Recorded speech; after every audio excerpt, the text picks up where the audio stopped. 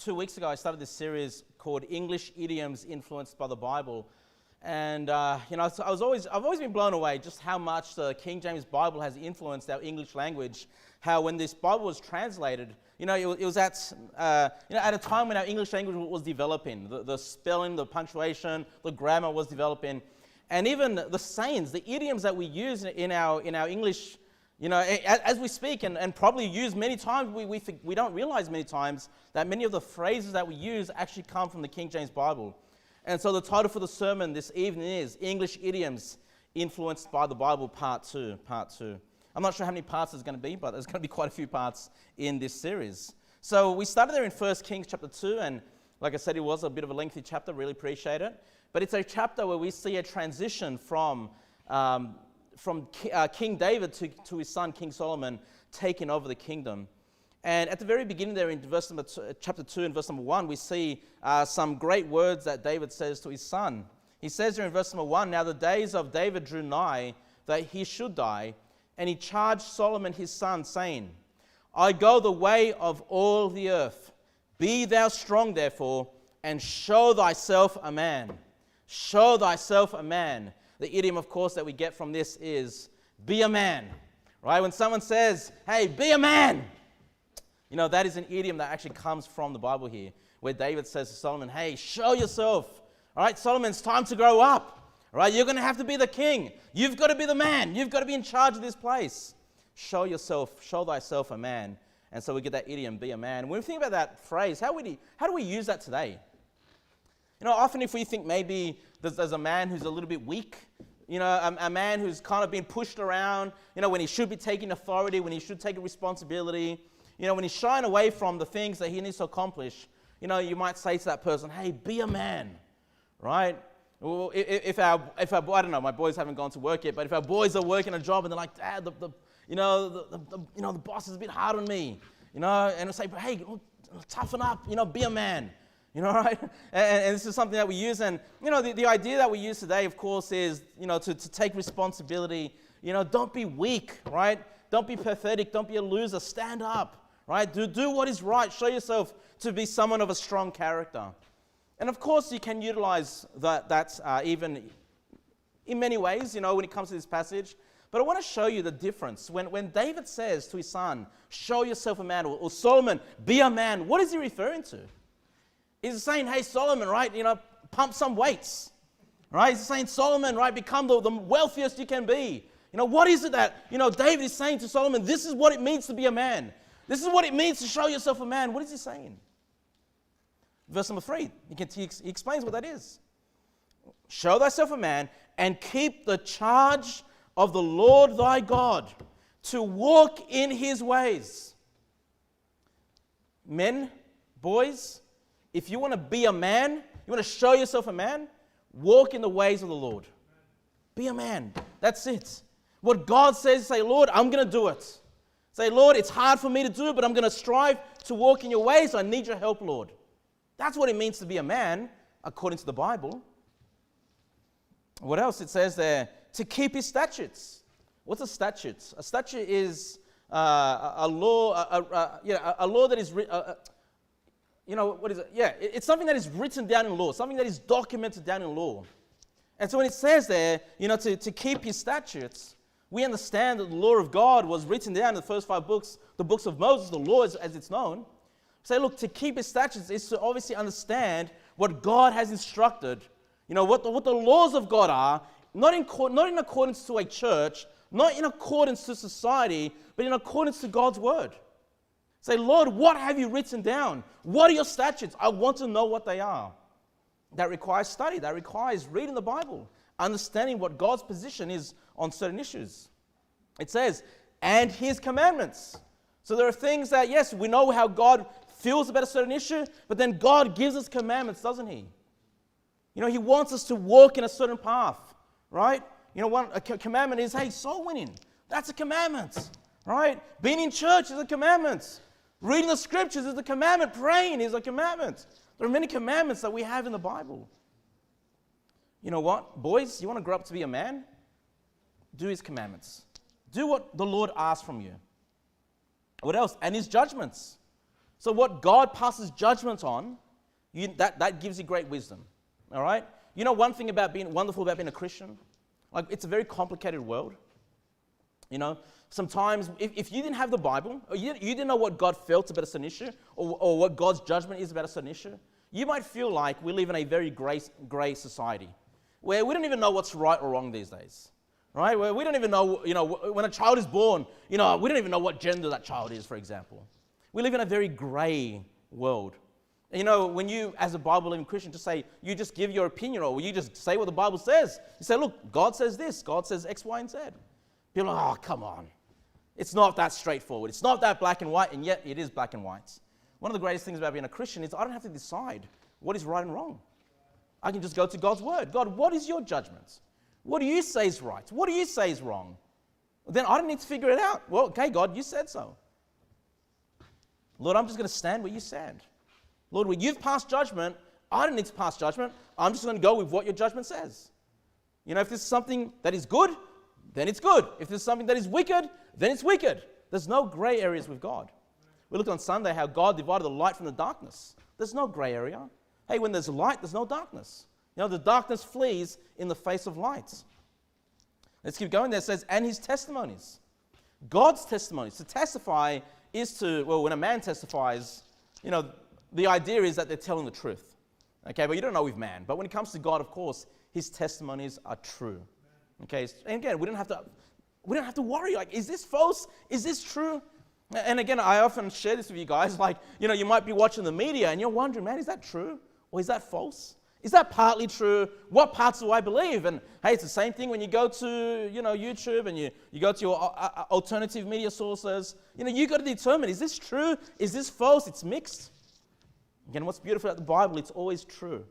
God's testimonies are always true. What does it mean to be a man? To just line up where God stands. Say, God, you are here on that area. I'm going to line up with you. Even if it offends everybody that I know. Lord, I'm just going to be where you stand. Where are you, Lord? I'm not going to go stand in my own. I'm not going to create my own position. Say, God, what is it that you've decided? God, what is it that you've commanded of me? Lord, I'm going to stand right there. That's what it means to be a man. Okay, so it's not going to the gym and pumping up muscles. There's nothing wrong with that. Okay? There's nothing wrong with trying to make a name for yourself, to some extent. You've got to be productive. We don't want, lazy children. We don't want lazy bums, right? We want our children to be productive and to take care of themselves. To have something for themselves so they can be generous when God opens those doors. But what it really means to be a man is to know what God says and just to stand where God stands. That's what it means to be a man. What else does it say there? It says, and his testimonies, as it is written in the law of Moses, that thou mayest prosper in all that thou doest, and whithersoever thou turnest thyself. Wow. You can prosper in all that you do, but you've got to be a man. All right? You've got to be, boys, I'm talking to boys here. You've got to be a man. You want to do well in life? You've got to be a man. You've got to show yourself a man. Okay? You just line up where God says so. You just say, God, all right, what do you want me to do? All right, that's what I'll do. You know what? And God promises you that you'll do well in life. All right? Hey, if you decide not to do what God says, your life is going to be challenging. Okay? And you're not going to show yourself a man. Okay? It's a position of weakness when you walk away from the Lord. All right, you're there in 1 Kings. Please turn to me to 2 Kings chapter 20. 2 Kings chapter 20, please. 2 Kings chapter 20.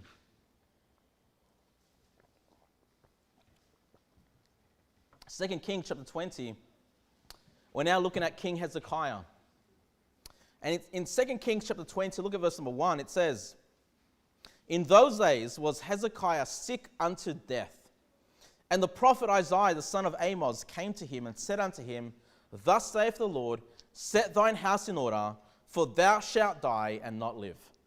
Now, if you're just reading verse number 1 alone, like you don't have any context around this, you might be going, hold on. Well, King Hezekiah, God's come to you and God's come to you and say, King Hezekiah, you're going to die because you're not going to live anymore. What did you do wrong? Like that's probably, if you just had that one verse, you're going, what did he do so wrong that God's going to slay him? But of course, he's done nothing wrong. In fact, King Hezekiah is a really great man. He's a really great king, a very godly king. You can read about this in your own time. But of course, the idiom there, when Isaiah comes to him, it says, and said unto him, thus saith the Lord, set thine house in order. Have you heard that idiom before? Set thine house in order. Now, before we explain Hezekiah's situation here, I've often heard this phrase used sort of in a negative sense, where someone might say, look, set your house in order, or I've got to set my house in order because the household is falling apart. Like, because there are major problems, there are major issues in that man's family life or whatever, then you might, often again in our modern use of this idiom, we would say, I need to set things in order because things are disorderly. Things are not orderly the way they should be. And so it does, in many ways today, carry that negative connotation. So it's about arranging your affairs or solving your problems. You've got problems, solve your problems. That's how we use that today, setting your house in order. In fact, I recall a man who would become a pastor, being kind of pushed into the position, and he said, look, I'm not ready. I need to set my house in order. I remember those words. And by that, he meant, hey, look, I've got issues at home. I've got issues with my family. I need to fix this first before I can step up to become a pastor. And again, that's the thought. It carries this sort of negative connotation. But again, when you consider that King Hezekiah has been a very good man, a very godly man, in fact, when Isaiah comes to announce that he's going to pass, this isn't a judgment of God. God's actually giving him a heads up, right? Like, you're going to pass, you're going to die, set your house in order. Meaning, look, your time is up. It's all going to end now. God's actually being very kind. Because many people pass without knowing. Now, some people, they sort of slowly pass, and sometimes, I've seen this many times where someone, feels like, look, this might be my very last day, and they call for their family, call for the people that they love, they give their last goodbyes, they say a few words, and literally they just pass away. It's like they somehow were just able to hold on for those last few breaths. They knew that it was coming. But a lot of people pass without, it could be an accident, a freak accident, just their bodies break down without knowing. Sometimes people pass and they're not able to say their goodbyes. Well, God's actually been very kind to Hezekiah. He's letting him, look, you've been sick. It's your time to go. Set your affairs in order. Get your house in order. Meaning, hey, get ready for your son to take over the kingdom. Make sure your will's done. Make sure everything's fair. However else you want to kind of consider it. But this is actually, a nice gesture that God has given Hezekiah because he's been such a godly man. Look at verse number 2. Let's keep going there. It says, then he turned, this is King Hezekiah, then he turned his face to the wall and prayed unto the Lord, saying, I beseech thee, O Lord, remember now how I have walked before thee in truth and with a perfect heart, and have done that which is good in thy sight. And Hezekiah wept sore. So it's quite interesting. Hezekiah doesn't want to pass. Now, if God came to you with the news, look, you're going to pass away, you haven't got long to live, set your house in order, get things organized. I think we'd probably take, okay, cool, like, all right, I'm ready to go to heaven. But you can see that in Hezekiah, even though he's been a godly man, he put the Lord first. I mean, he's like any man, he makes mistakes, of course, but, he loves the Lord. But even then, you can see that within him, he doesn't want to go just yet. He starts to weep. He says, look, Lord, I've been serving you. I've been walking in your paths. I've got this clear conscience. I've got a clear heart before you. Verse number 4, and it came to pass, before Isaiah was gone out into the middle court, that the word of the Lord came to him, saying, so after Isaiah's given this news that you're going to die, Isaiah starts to walk away, but before he even gets out of the palace, he's in that inner court, God answers the prayer of King Hezekiah. It says he's saying, verse number 5, turn again, so go back to Hezekiah, turn again, and tell Hezekiah, the captain of my people, thus saith the Lord, the God of David, thy father, I have heard thy prayer, I have seen thy tears. Behold, I will heal thee. On the third day thou shalt go up unto the house of the Lord, and I will add unto thy days 15 years. Wow.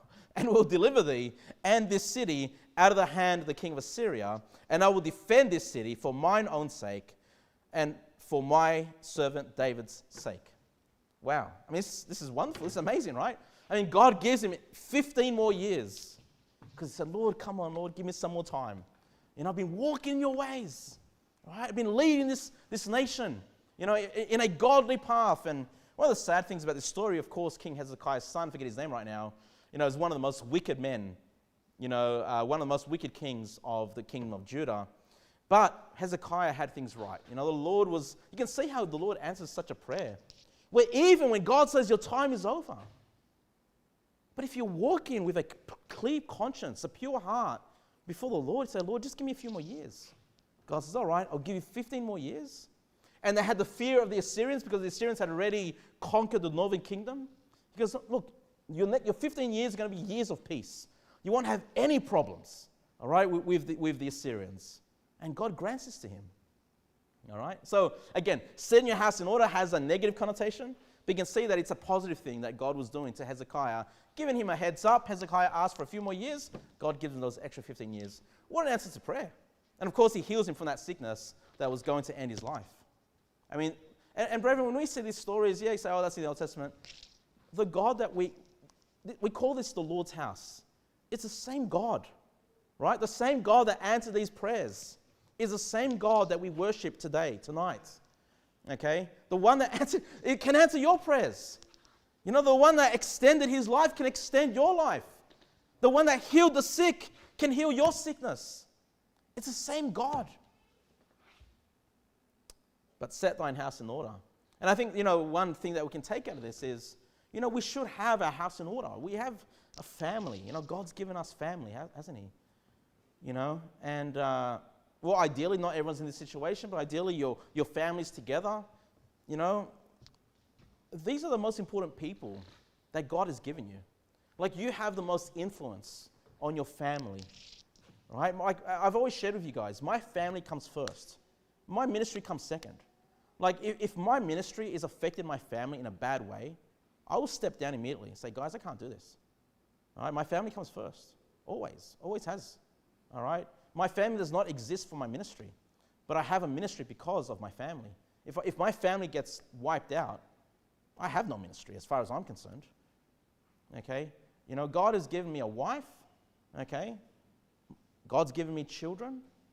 These are the people that I can influence. These are the people that I've got to help to be in order. All right? To help my children love the Lord. Like I said, to show themselves a man, show themselves a woman, to love the Lord. Our influence is to our family. So just remember that. It's such family is such a precious thing. Such a precious thing. Before you know it, your kids will be out of the house. And, part of your brain's like, woohoo, I got more time for myself. But another part's going to be, man, it's gone so quickly. I wish I really appreciated the time that I had with them. So really, again, appreciate the family that God has given you. Can you please turn with me to Job, the book of Job. Job chapter 19. Job chapter 19. And verse number 19. Job chapter 19. And verse number 19. Now, we've got a verse here, it's going to be verse number 20, but we have two idioms, two English idioms that have been influenced by verse number 20. But let's look at Job 19, verse 19. And you know the story of Job. He's suffered, he's had great losses, his physical health. In fact, primarily what we're going to be looking at here is his physical health. Okay? We know that he had sores all over his body, but we get some further description of what Job looked like when his friends saw him. Job 19:19. Job says, all my inward friends abhorred me. So Job says, all my friends hate me. And they whom I loved are turned against me. Right? Because he's lost it all. Right? He was a wealthy man. All right? Hey, when your life is going well and you're wealthy and you can be a blessing to others, then that's when your friends want to be around you. But when you can't offer anything, when you lose it all, this is what human beings are like. They turn against their friends. Look at verse number 20. My bone cleaveth to my skin and to my flesh. My bone cleaveth to my skin and to my flesh. So what is he saying? He's really thin. Like, you can see from his flesh, you can see his bones, right? And so the idiom that we get out of that is basically skin and bones, right? Like, if someone's like really thin, you might say that person, they're just skin and bones. Well, did you know that came from the book of Job? Because what he says, like, my skin cleaveth, my bone cleaveth to my skin and to my flesh. It's like that there's no muscle, as it were, right? He's been very descriptive, and all you can see are bones. He's lost so much weight. My bone cleaveth to my skin and to my flesh. Then he says this, and I am escaped with the skin of my teeth. Hey, you guys know that idiom? The skin of my teeth, all right? Or by the skin of your teeth. How do we use these idioms that we see there in verse number 20? Well, number one, where you're skin and bones, as we say it, we would say that someone is skin and bones when they're very thin, in a way that is unhealthy. All right? And people are normally, people can be skinny, but to a point where there's something not right. This person is malnourished, right? You say that person is skin and bones, right? And it carries like a negative connotation. It does, right? Job is saying that his friends view him like that, like he's a skin and bones, right? And then it says there again, and I am escaped with the skin of my teeth. And so that idiom, we say that in terms of by a very narrow margin, or it's something that was a very close call. I've escaped by the skin of my teeth, right? And you say, hold on, does teeth even have skin? I'll talk about that in a minute, but let's keep going there. Verse number 21.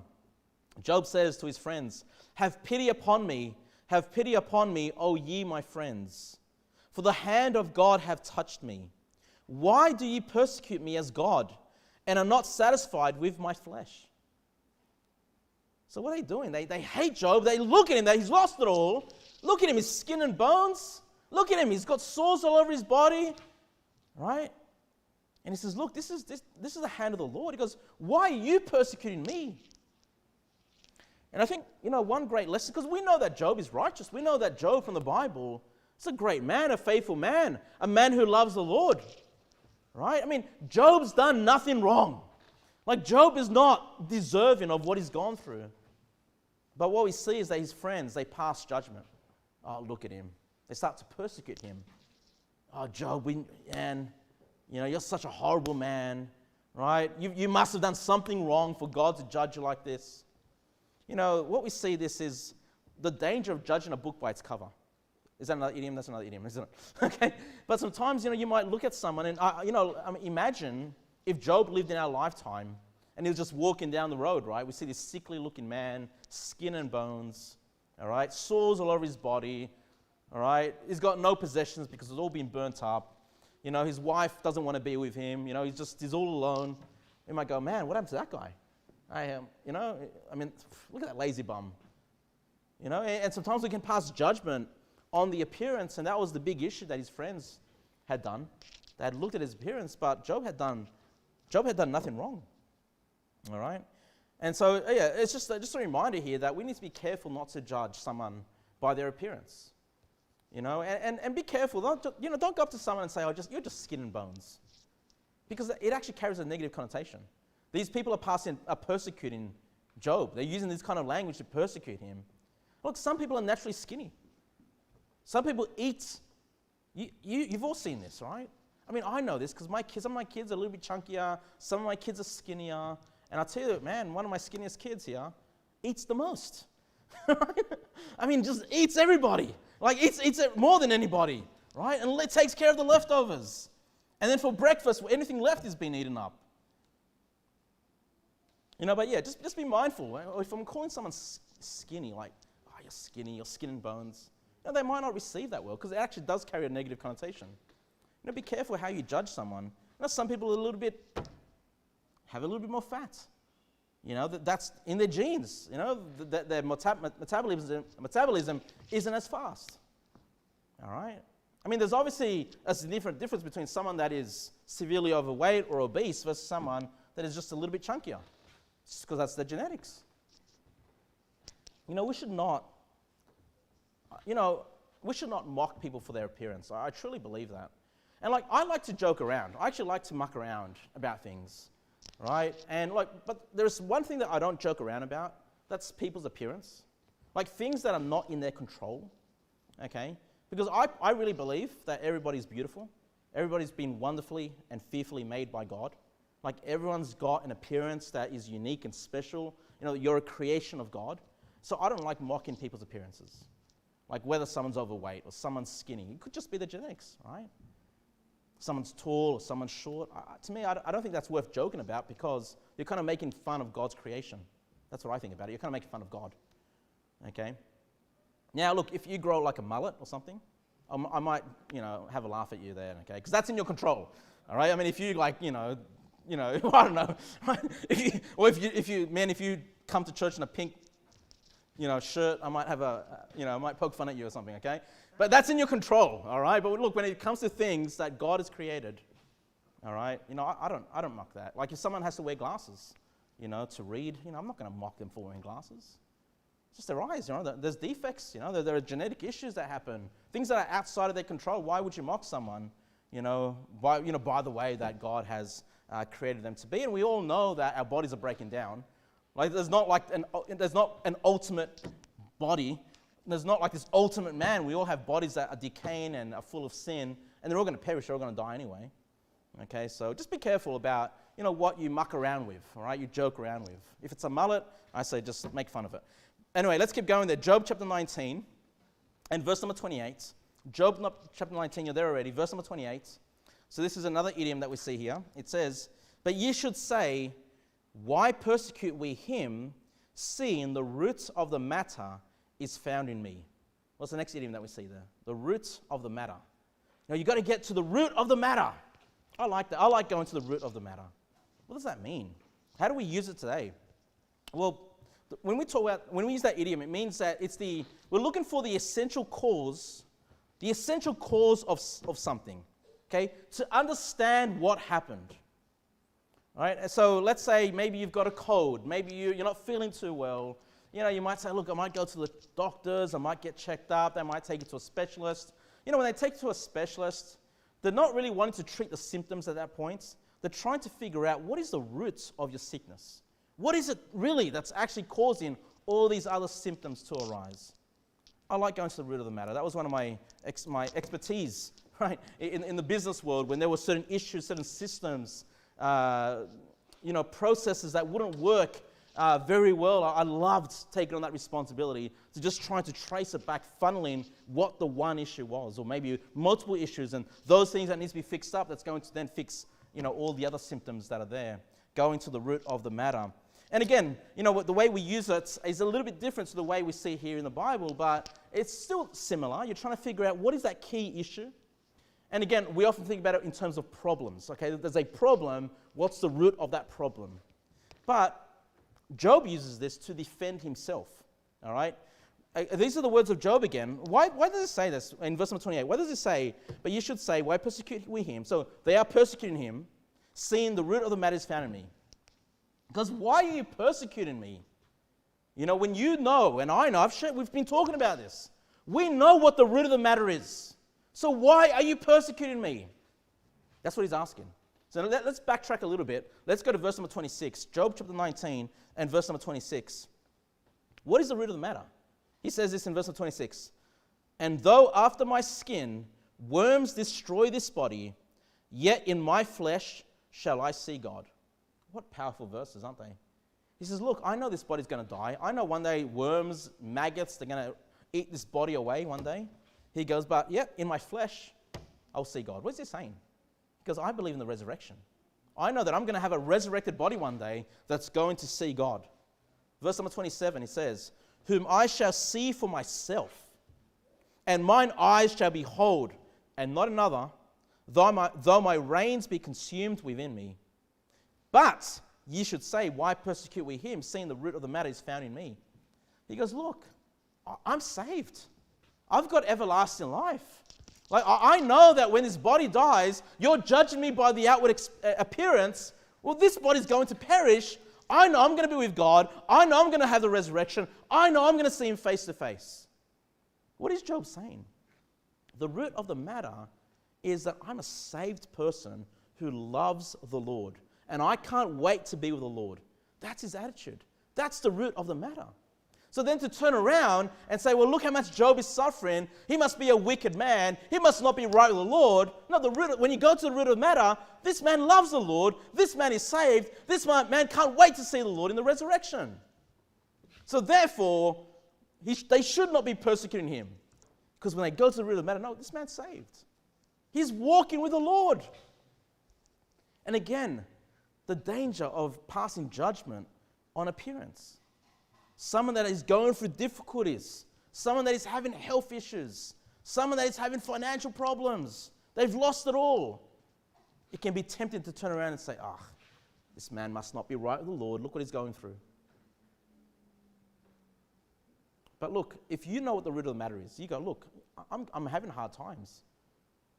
People hate me. My friends despise me. I'm losing it all. I've lost my possessions. I've lost my family. If you're in a bad place, if you're going through troubles and tribulations, you know what you need to do? Go to the root of the matter. Examine yourself. Say, Lord, am I right with you? Right? Lord, am I right with you? Am I walking in your ways? Am I in church, Lord? Am I reading your word? Am I using the opportunities that you open up, Lord, to see souls saved? Lord, am I being used in your capacity? Am I walking with you, Lord? Am I excited for the coming of the Lord Jesus Christ? And if you say, man, you know what? That part, I've got a clear conscience. I know I love the Lord. I know I'm walking in his ways. Then you can turn around to your problems and go, well, I know I'm suffering these problems not because God hates me or God's been judging my wickedness here, right? But you got to do that self-examination. Job's done it. He goes, no, I'm right with the Lord. It's good. When you go through trials, it's good to have a self-examination. Because I think you'll find from time to time there is something that might be in your life that is not quite right. And you need to clean it up. You need to fix it up. Okay? But you need to get back to the root of the matter. All right, let's continue there in verse number 29. And this is why we need to be careful about passing judgment. Because someone might be right with the Lord and they're going through problems. Look at verse number 29. He says to his friends, be ye afraid of the sword, for wrath bringeth the punishments of the sword, that ye may know there is a judgment. Job says to his friends, hey, be careful. You're persecuting me, a child of God. I'm right with the Lord. All right? Well, hey, you be careful because God might send his sword upon you. God might pass judgment upon you for passing judgment on me incorrectly. So there is a warning. You can see that very clearly. There is a warning about, making judgments just on the appearance when someone might very well be right with the Lord even though they're going through difficulties. All right, turn with me to Psalm 72. Turn with me to Psalm 72, please. Psalm 72.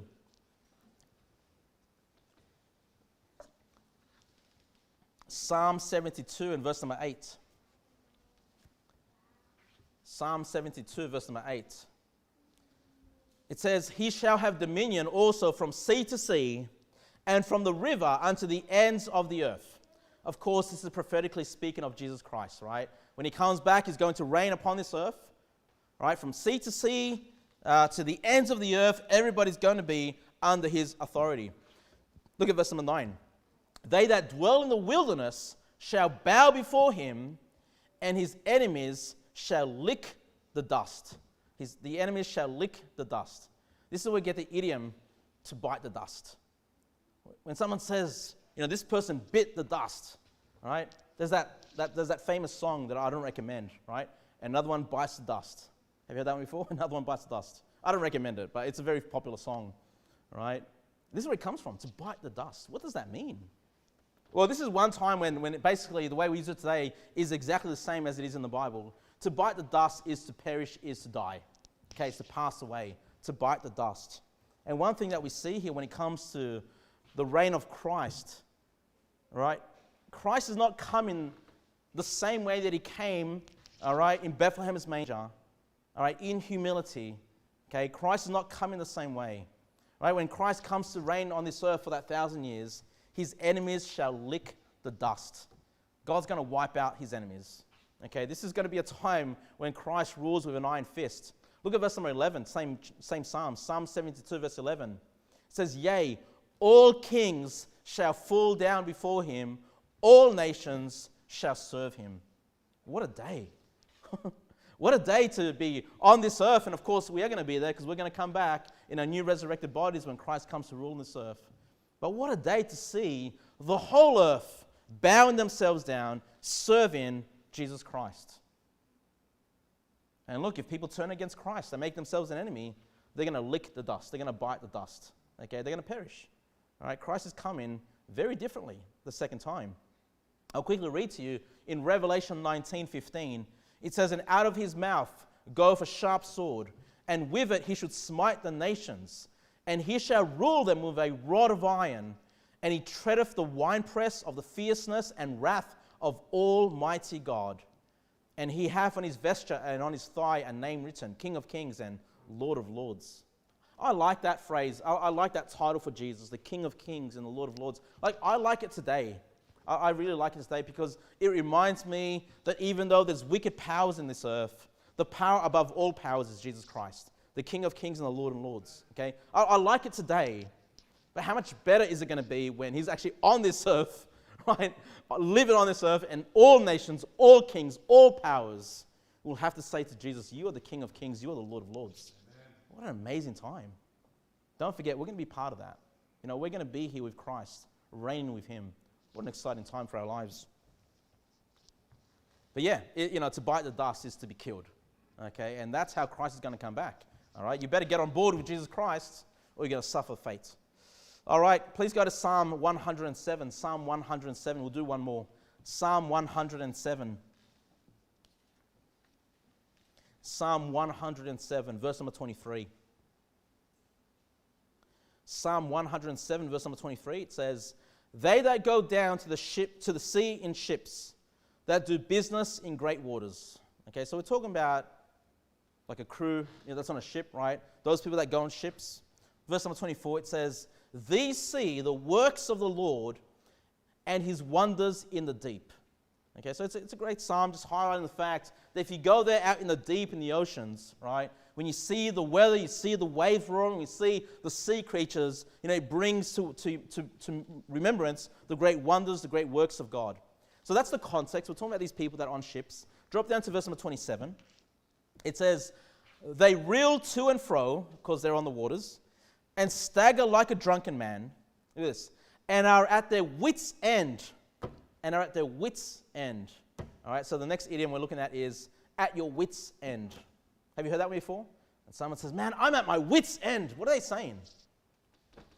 Basically, what it means is that they're so exhausted with worries, all right, so exhausted, like not knowing what to do, right? They've just gotten to the end of any hope, the end of any possible thoughts of solution, right? They're just at the end of it all. I just don't know what to do moving forward, right? Being exhausted with great worries. And this actually makes sense because these people on the ship, they've been tossed around, right, by the winds, by the storms of the deep, and they're at their wits' end. But again, when it comes to the Bible here, the wits is referring to wisdom. Right? They're kind of like, man, we know how to steer this ship, but man, we're using all our wisdom, we're using all our intellect, right, to get through this storm, right, to get to the other side. And they're using all their understanding, all their wisdom. That's what it means to be at their wits' end. And have you ever felt? Can I say that I've ever felt this way in life? I don't think I can. I don't think I've ever. Look, there are times when I've been stressed. There have been times that I've been a little cast down, just a bit overwhelmed, right? But I can't ever say that I've ever been at my wits' end, like where I'm just like, man, it's all over. I don't know what to do, right? But maybe you've gone through that. I don't know. Maybe you've experienced that in your life. Okay? So what do? When you get to that point where your wisdom, your understanding, your ability to form solutions out of that problem, you say, I can't do this anymore. I can't figure it out. Right? I just feel like giving up. Right? What do? Well, what did they do? Verse number 28. Then they cry unto the Lord in their trouble, and he bringeth them out of their distresses. He maketh the storm a calm, so that the waters thereof are still. Then are they glad because they be quiet. So he bringeth them unto their desired haven. So you know what this is teaching us? That there are many sailors, many people on ships, that actually when they go through storms, okay, even though they might not be saved, right, when they're at their wits' end, when they're being overwhelmed by the waves and they feel like, man, are we going to perish at the sea? That it's a natural response for man to just cry to God. Say, God, help us. That's a natural response. Did you know that?